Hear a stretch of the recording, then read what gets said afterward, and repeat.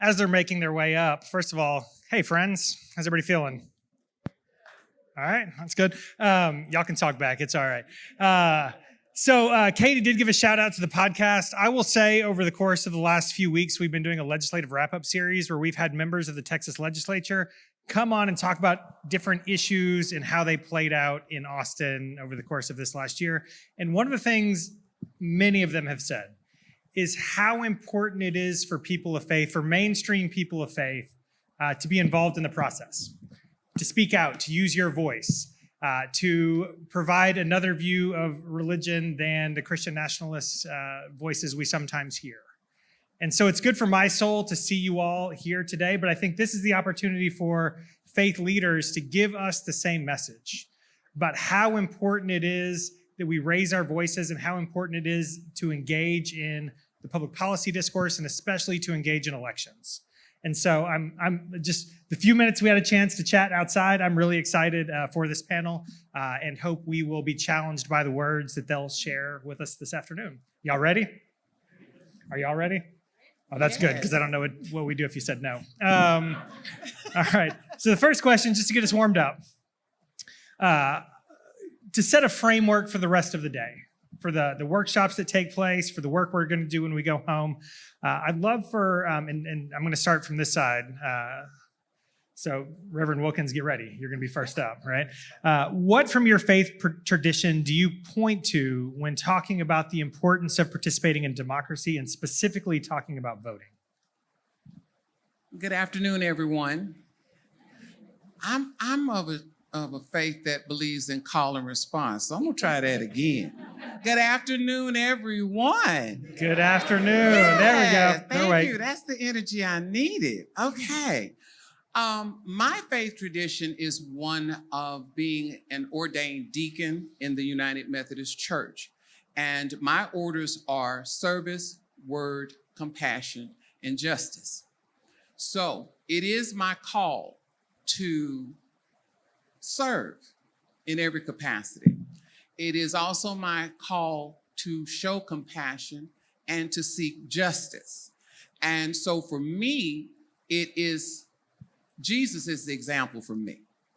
Jesus, I say, if Jesus were here today in the 21st century in body, I feel that Jesus would probably be a first responder. He'd probably be on the fire department, fire chief or something like that, because he always went where the trouble was. He always went in the direction of the oppressed and the suppressed and the distressed and all the others. And so for me, it is my call to go wherever I see that there is a need. And so voting, there is a need. There's a need to vote. There's a need to stay engaged. It's not just enough to cast your vote and go home. You need to know who you're voting for. You need to be educated about who has your interest at heart. And you need to care about more than just your interest. If somebody is hurting, you don't say, well, that's not on me. Well, I didn't hurt them, but anybody who needs help, if we are in the same family and we're in the family of God as believers, I believe, then if somebody is hurting, if someone needs help, then what else should we be doing other than applying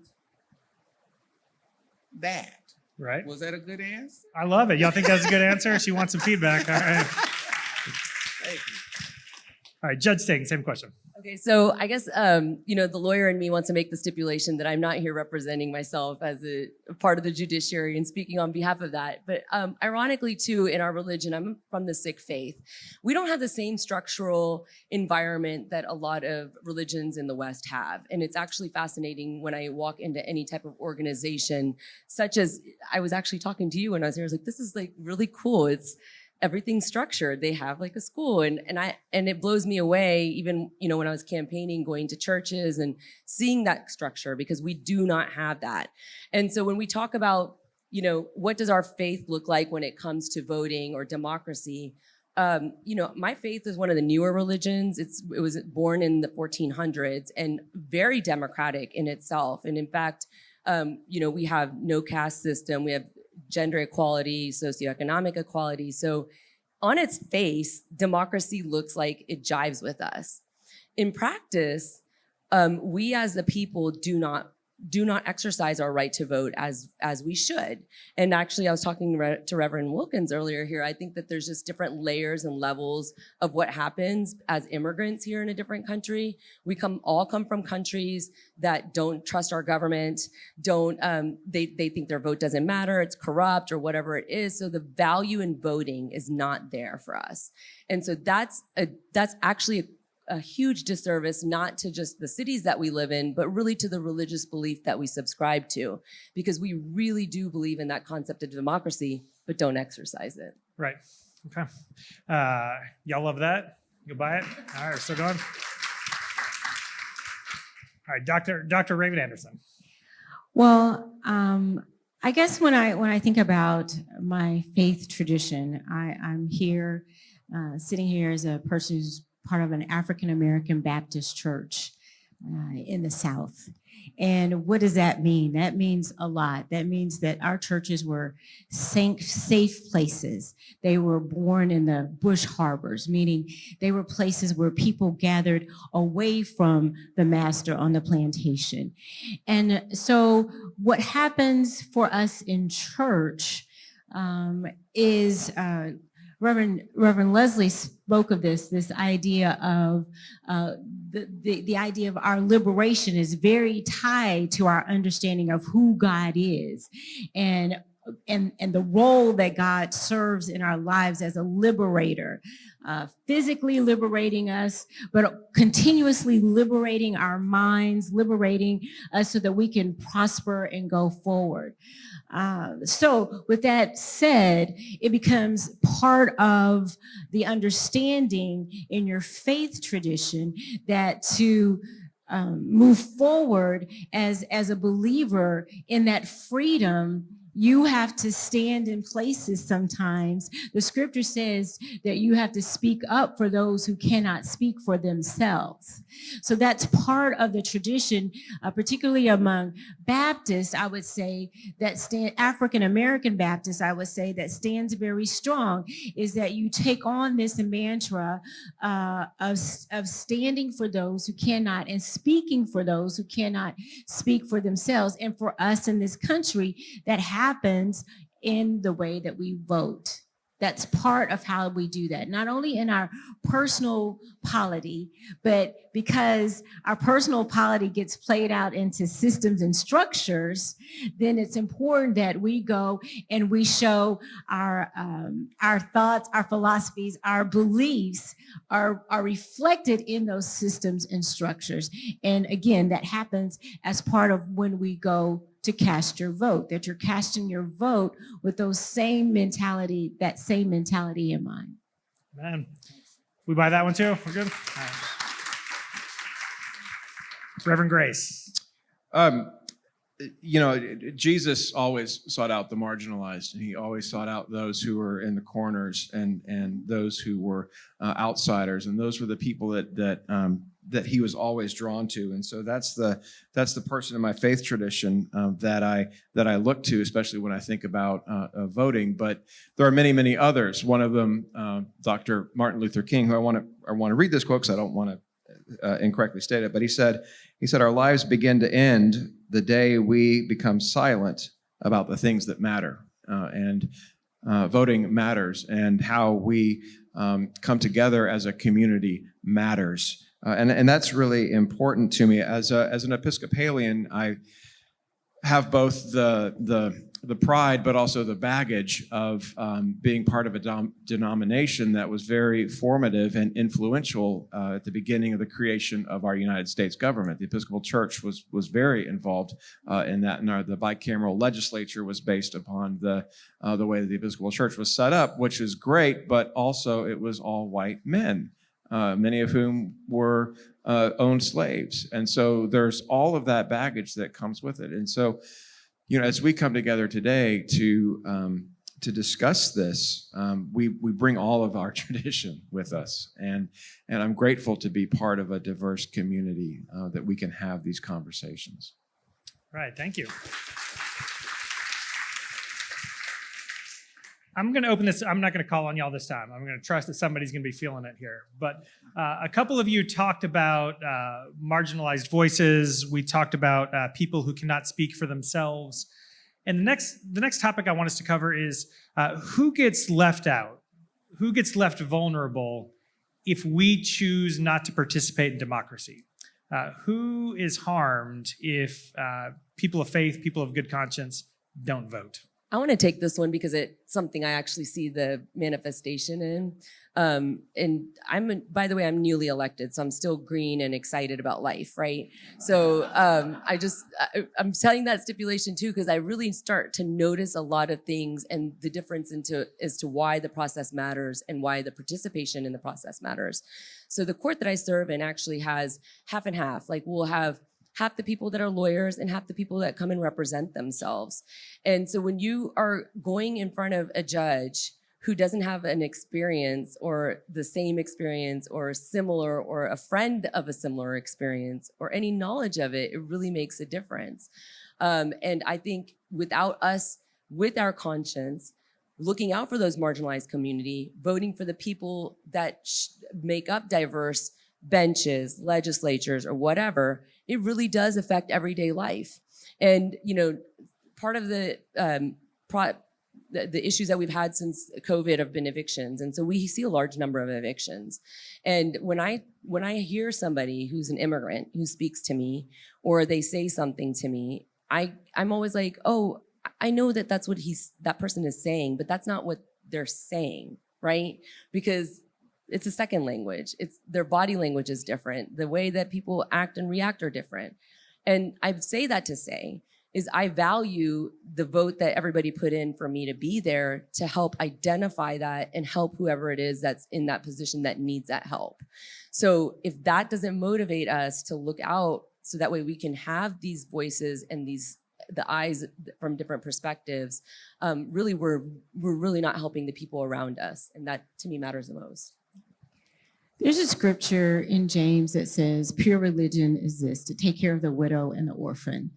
In other words, those who are most vulnerable in your society. So when you ask that question, who's left out, the most vulnerable are always left out. And those who are in power then have the free reign to make decisions that benefit themselves with little regard for those who have no power. So it becomes incumbent upon those who have a moral conscience and a moral bend toward those who are without and those who are on those margins, those who are disenfranchised, who don't feel that they even have a place or a voice within the system to speak up on their behalf. So just like right now, we're in Houston, Texas, in the fight of our lives with our HISD for children who cannot have a voice for themselves. So it becomes incumbent upon those who have a voice to use it, not to be silent, but to use that voice on behalf of others. And I want to piggyback on, give her props. Yes, do that. I want to piggyback on what my pastor sister said, in that when we who have the opportunity to vote don't do so, it is the ones who are coming up who don't yet have the opportunity to vote. I'm looking at the children.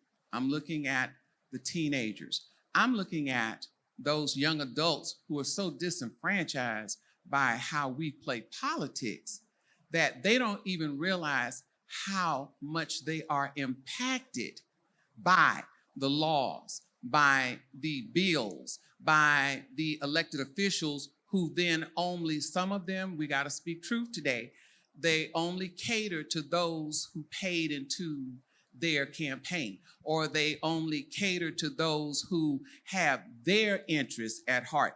And for those who take the position but don't understand that they are elected officials, that they are servants of the people. And so then they get in there and they have their own private agendas, then it impacts us all ultimately, because if you disenfranchise, if you marginalize, if you make it so that people cannot live, everybody wants to survive. You're going to do whatever you have to do to survive and thrive, be it legal or illegal. So when you have people who feel so not heard, not seen, invisible, it impacts us all to some degree, because now what we're doing, we're moving out of fear. We're moving out of anxiety. We see everybody as a threat. We see everybody as something, oh Lord, I got, that's how we're actually voting now. That false narrative about, if you let them come over, they're going to take everything you got. That's not true. No, everybody just wants to live. They want to be at peace. Everybody just wants to have what we called the American dream, but it's turned into a nightmare. So we have to do what we have to do to make sure that those coming up behind us have something to live for and to live into and to want to make things better. We keep trying to erase that painful part of our history. We need to sit down, look at it, learn from it, and do better than what we've done before. I'm sorry, I got a little heated up. Hey, man, you go. The only thing I would add is just, I think who's at risk if we're not voting. I think not only the vulnerable, but I would say all of us. I think we're all at risk. Malcolm X once said, if you thrust a knife into my back 9 inches and you only pull it out 3 inches, that's not progress. And if you pull the knife all the way out, that's still not healing the wound. Healing the wound is progress, and America has not yet pulled the knife out. And I think part of what we do when we vote and when we vote our conscience is we're part of that healing process. And it's a long process of healing, but we're all, as Americans, I think that's our duty. That's what I believe we're called to do, is to be people of healing and people of peace, rather than people of division. Yeah.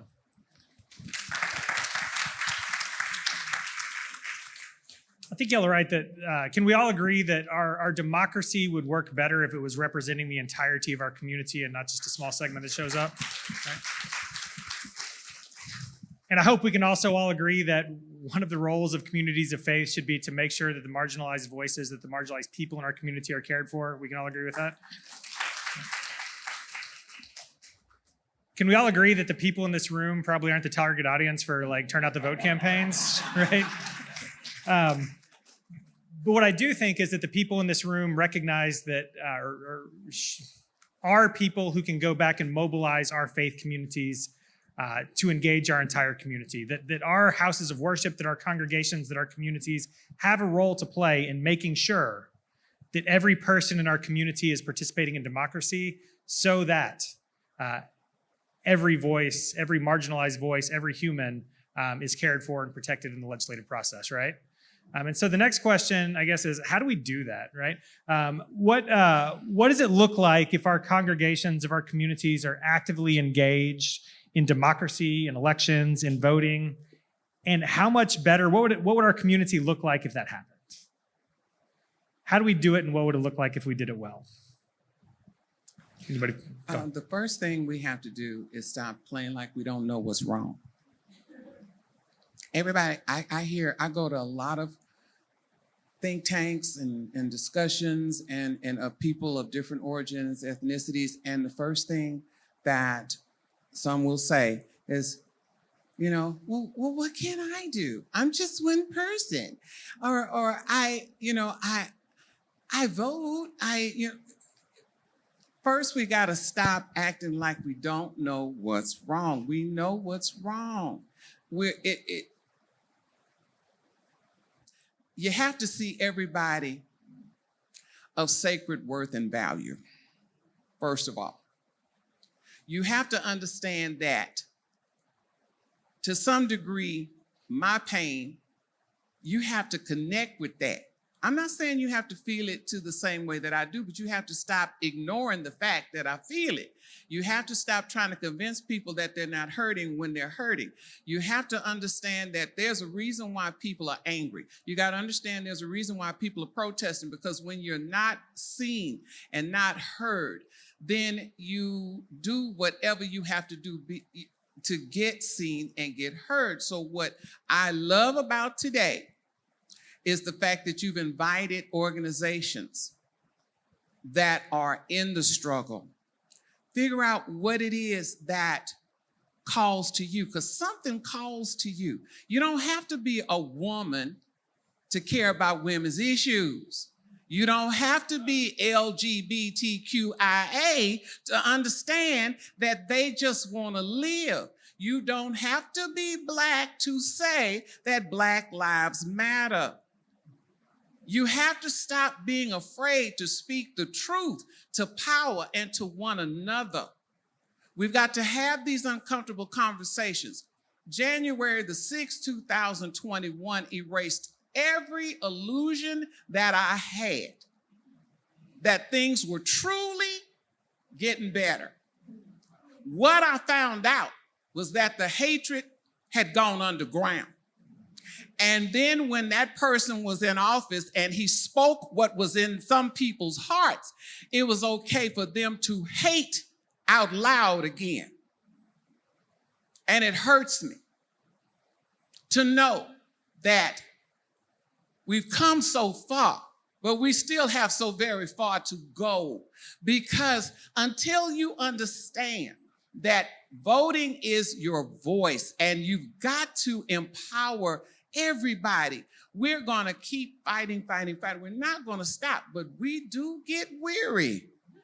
So if you want to be a part of the solution, find one of these organizations that speak to you. Stop being silent about those things that matter to others. We are in the family of God, and as so, God said, love me first with all your heart, mind, soul, and strength, and then love your neighbor as yourself. Who is your neighbor? You are your brother and sister's keeper. You are. That's the only reason we're here, is to help each other on this earthly journey until we transition. So I hope I made some sense. I don't know. Get active. Speak up. Stand up. Show up. I thought that was Amen. great. I'm actually going to push you a little further, though. I'm staying with you. I'm going to push you.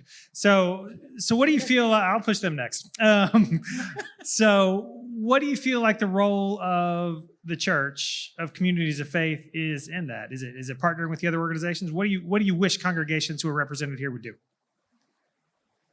Well, first of all, I was going to say, and I told Reverend Wilkins this, I have community envy. Because, when the African American community is figuring out when to vote, it's because they're like, oh, wait, an election's coming up. Let me get my stuff together.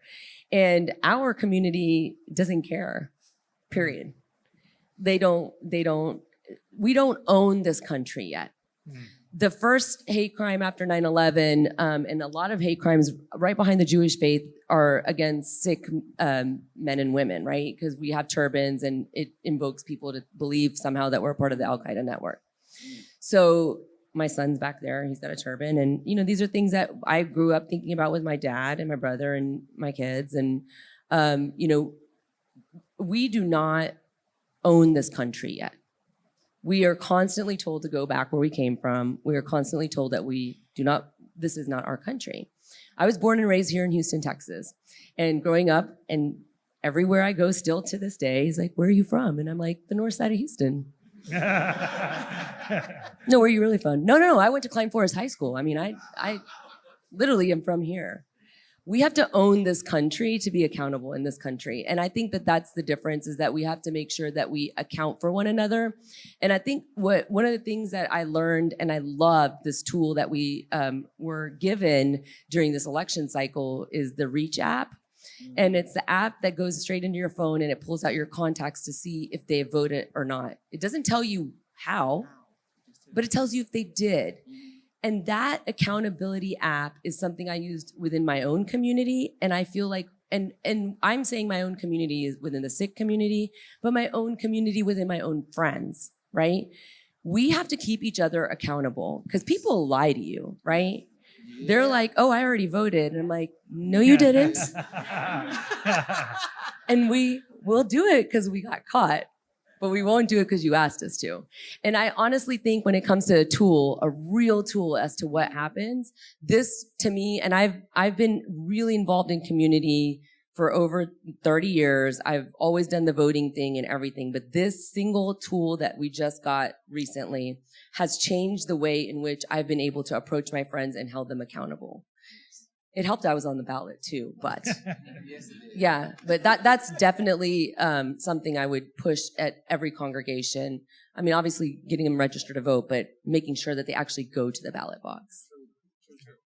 Now that I know that you're a Klein Forest alum, we'll have to talk later, but okay. Unfortunately, I know in some Christian traditions, there was a teaching that bifurcated participation or your understanding of your citizenship with your role as a Christian. It downplayed the importance of earthly citizenship. You're to be focused on your heavenly citizenship. And I think that is erroneous. That is not really, when you look at the teaching of what we see Jesus doing. Jesus was very much so involved in what was going on in the everyday lives of the people that were going on. And he was very much so speaking to the power structures that were in place at that time. So when you say, as churches or communities of faith, one thing is to understand that we do have a role in the political process. I think oftentimes there's always kind of been this, separation of church and state. Well, possibly, but the only way that we're going to be salt and light in the world is to be involved in the world. We're not to be placed under a bushel. Our light, our witness, however it is that we express our faith has to be out loud. Our pastor calls it, he says, our God doesn't need undercover Christians. He needs those who are going to be out loud with your beliefs and out loud with how you're living, that what your life choices, your life decisions should reflect everything that you have come to understand about the teachings of our master. All right. I'll preach. I was just going to say, I think Congregation Beth Israel is doing a really good job of showing us what congregations that are engaged in democracy look like. And the only thing that I would add to it is, and I say this full disclosure that the parish I serve, we have not yet done this, but I think congregations are great places to be hosting voter registration drives, and that's something that that we will do at St. Andrews. I do have a member who. A parishioner who's a deputy voting registrar, and she attends many of our elections, and so that's something that we will do, and something that I think congregations can do to really increase the word. All right, appreciate it. We have a couple minutes left, and I'm not sure we have enough time to get to the next question on my outline. So if you listen to the podcast, you'll know I like to ask our guests what the homework is each week. So I'm going to give you all just a quick second to close us out. My kids went back to school this week, and they were dreading having homework. How many of y'all feel like you need some homework today? There's only a couple. Let's try that again. You came to this event hopefully to do something. How many of y'all feel like you need some homework today? All right, much better. So Reverend Grace, we'll start to you. Come back this direction. So our next section, or coming up soon, will be breakouts where folks can learn some tools and resources that you can use to partner with in your local congregation and go back and do things. But one thing that you'd leave with the group, one thing that you hope they'll do when they head home back to their local congregation or community. To be courageous. Yeah. What's that look like? What do you mean by that? To be courageous, as I think about it in this particular context, is to be able to speak our truth and to know that our truth is our truth, and that we shouldn't feel ashamed for having our opinions, whatever our opinions are, and that we should, our congregations ideally should be places where we feel safe to share those and to be courageous and to talk about this and to share this message with our families and our friends. Love it. Thanks. I'm hopeful that we will go back and really begin to make the connection between our beliefs and our actions. And understanding, again, that it's not just an individual, but we are, as Reverend Stephanie pointed out, we all are responsible for each other and taking care of each other. So understanding that our actions have to reflect what we say we believe. What might that look like? Well, voter registration drives. I mean, that's a simple way to start. It's non partisan. Can you believe it? It's nonpartisan. You can set it up very easily, and it's an easy way just to even begin to make people think, oh, yes, I should think about voting, or I should make sure I take care of this. It's very simple. Thanks. I would say take what you've heard today as motivation, and this is what I mean by it. For example, when I come to panels like this and I see congregations like this, I'm like, oh my God, we've got to get better. We're going to do more. And in the converse, you hear stories from the immigrant community or my community, and you say, you know what?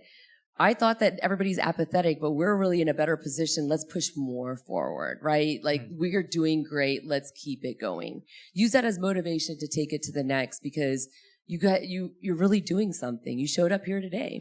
So what are you going to do with it? Use what we talked about today as motivation to do what you can for your community, because I know I'm going to do that today. Excellent. Love it. It's been rolling. Oh, so sorry. It's been rolling in my head, so I'm getting ready to read it, and I do not like to misquote the word. So I'm going to Micah 6:8. He has told you, O mortal, what is good. And what does the Lord require of you? But to do justice, and to love kindness, and to walk humbly with your God. So what does that look like to me? Putting faith into action. That means finding some organization, some group, somebody that's different than you. You've got to come out of the bubble. You've got to be willing to sit before people who you, quote unquote, might see as different from you. And if you're a little bit nervous about that, there are some groups and organizations that you can do that. They have conversations. The Center for the Healing of Racism that is housed on the campus of HCC. They have those kinds of conversations with people of different backgrounds. We've got to start hearing one another, and we've got to start showing up for one another. I'm so glad to see the League of Women Voters, because when I tell you they have one of the most comprehensive programs, if you want to know about voting, if you want to know about elections, if you want to know about elected officials, I don't know, they might work for the CIA, because they get the lowdown on these people. I tell you, they know where their houses are, they know how many children they have, they know what their income level. League of Women Voters is off the chain. There's also a group called Showing Up for Racial Justice, and it's not my words, it's theirs. They said they're white people who are gathering together to help with racial justice.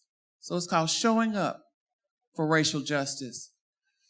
Come out of the bubble that's in your head and possibly the bubble that's in your heart, and understand that collectively, we are stronger together. We are going to either thrive or we're going to sink as a country together. It's all of this about you thinking it's not at your door. Yes, it is. It's at your door. It's in your face. It's on your job. It's in your family. I love you. Why? Because you showed up. It shows you care.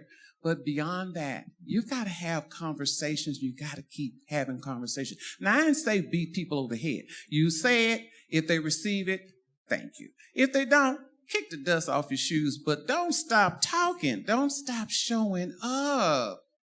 We need you. We need every one of you to make this happen.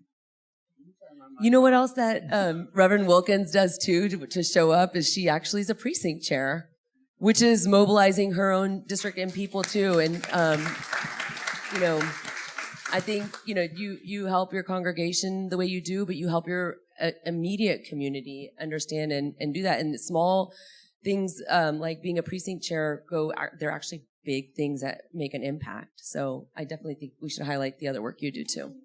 Thanks. So I had to leave church early this morning to come up here, but I feel like I walked out on my pastor. Don't, tell her. But I feel like I got an extra sermon today, so thank y'all. That was great. Hey, one more round of applause for they were great, right?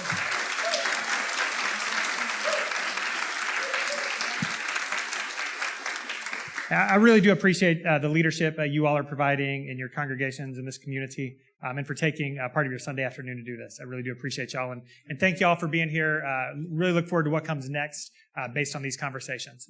So I believe I am now turning it back over to Katie. Thank y'all again.